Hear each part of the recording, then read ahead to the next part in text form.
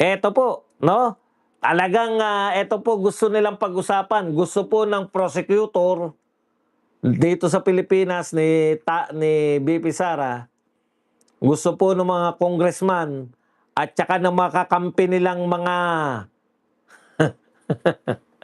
senador. Sasabihin ko dapat nyakol eh.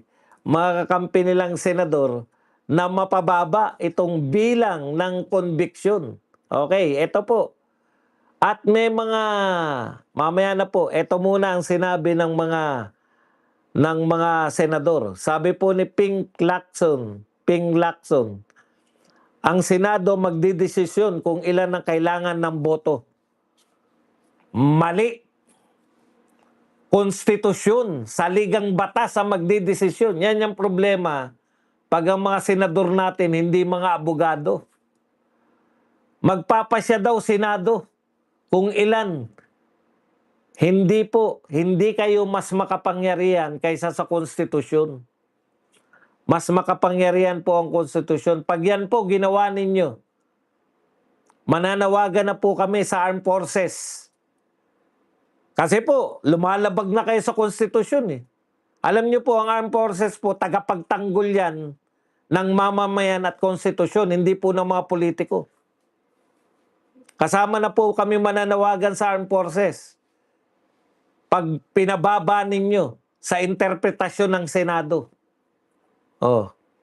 Maski siguro yung mga tagapagtanggol nyo sa AFP, babaliktad na sa inyo. Hindi nyo po pwedeng labagin ang konstitusyon. Ano sinasabi mo, Ping Lacson, na ang Senado magdidesisyon kung ilan ang kailangan boto? Maling-mali yan.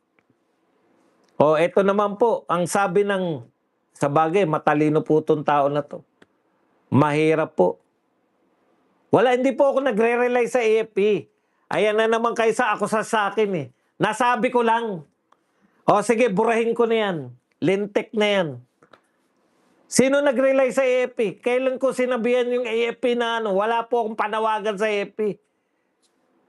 Ang sinabi ko po, maski po AFP, dapat nang kumilos. Oh, dapat kumikilos na kung lalabag na sila sa konstitusyon. Masyado kayong matalas dyan sa mga lintik na, huwag kayong umasa, huwag kayong umasa. Sino ba umaasa sa lintik na? Kailan ko ba nabanggit yan? Di po ako umaasa dyan. Tayo po ang may kapangyarihan sa boto. Pero kung lalabagin po nila ang konstitusyon, mali na po yan. Pinananawagan ni Ping Lacson. Ano ba alam niyan? Di na mga abogado yan. Di nga manalo kay Marcoleta eh. Konstitusyon pa babanggain. Okay. Sabi po ni Rafi Tulfo, isa pang matalino to. 15 boto lang ang kailangan, hindi 16, para makumbik si VP Sara. Sa ngayon, 22. Kung 2/3, that's 14.6, which is equivalent to 15 senators lang. Yan po ang ayon sa utak ng super talino, henyong-henyo na si Rafi Tulfo. May mga sumasang-ayon naman po na taga-Supreme Court dati, si Carpio. Ngayon, wala na po sa inyo yan. Usapin na po ito ng batas. Tignan po natin. Sabi po ni Carpio, Sara conviction could be secured with less than 16 votes. So siya po hindi pa po sigurado. Could be. Si Carpio po, nang iintriga lang, pwede daw maging 15 lang. Isa ka ng intrigador. Pero yung mas mataas sa kanya, naging Chief Justice of Supreme Court. Kayo na po bahala. Nilalatag ko po sa inyo, ito po ang mga sinabi nila. Inuna na natin yung mga less than 16 daw. Ito po ang mga nagpapahayag ng less than, na kinakailangan na 16. Sabi po ni Hilario Davide, the Senate needs 16 to convict and 7 to acquit.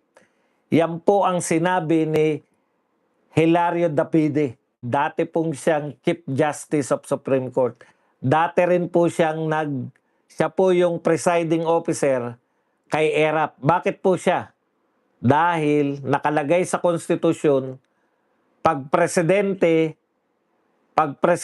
po ang nakasalang sa impeachment, ang presiding officer ay Chief Justice ng Supreme Court. So dalawa na po ang kinalaman niya sa impeachment. Dati siyang presiding officer, dati siyang Chief Justice ng Supreme Court, at eto pa po ang mabigat dyan.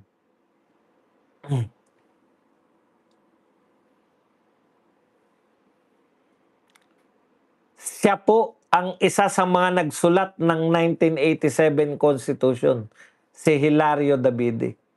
Ganyan po yan. No? May bigat po. Dati kang Chief Justice, dati kang presiding officer ng impeachment, at siya po ang isa sa mga nagsulat. Dilawan yan. Hindi natin kakampihan si Davide. Si Adolf Ascuña, ayaw nyo pang maniwala dyan. Si Adolf Ascuña, isa rin po tong dating miyembro ng Supreme Court.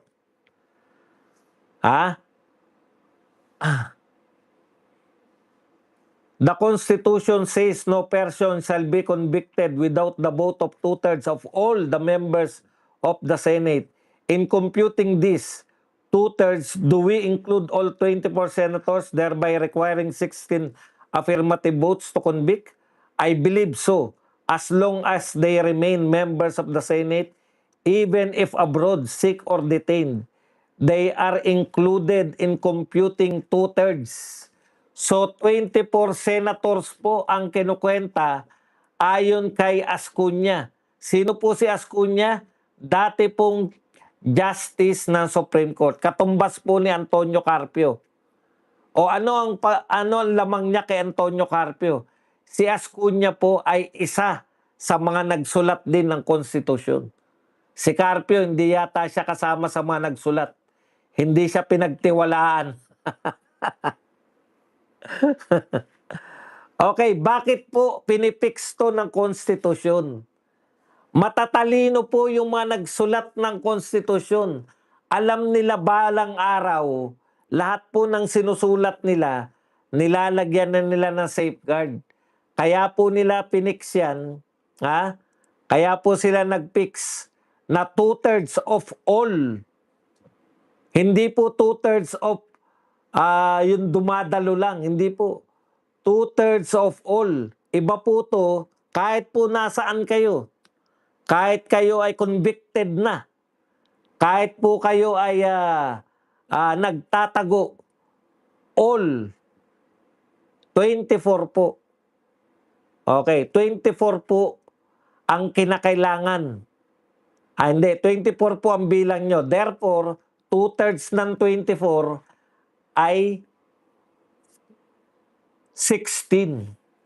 So napakalinaw po. Ngayon, ang tanong, bakit po finix yan? Hindi po pwedeng galawin.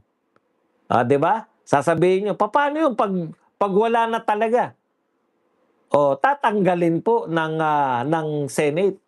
Paano po magtanggal ng senador? 2/3 din po ng senador ang kinakailangan bumoto. Para ka rin nag-i-impeach. So para mo matanggal si Jinggoy na senador dahil siya ay nakakulong, 2/3 ang kinakailangan. Pero hindi pa po siya convicted Kaya hindi po siya pwedeng matanggal. Dahil unless proven otherwise, he is innocent.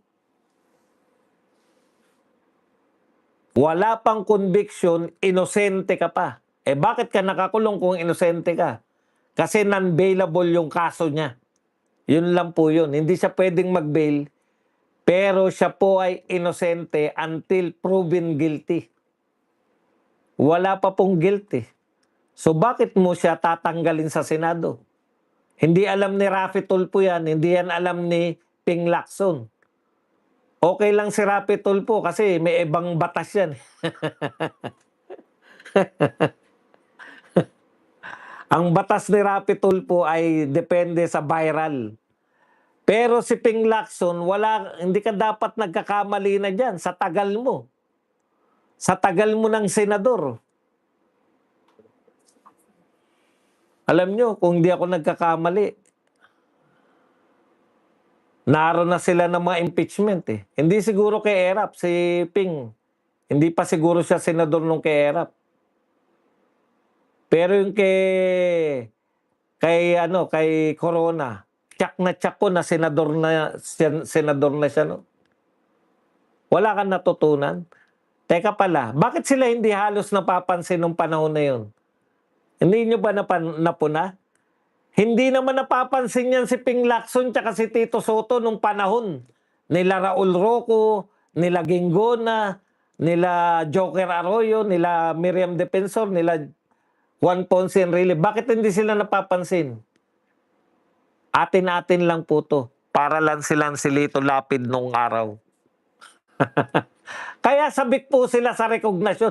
Kami na ngayon ang pinakamatanda. Kami na ngayon. Ngayon, napapahiya sila. Kaya hindi sila na-consider na statesman. Para lang sila Manny Pacquiao nung araw. Robert Jaworski. Nagtagal lang sila.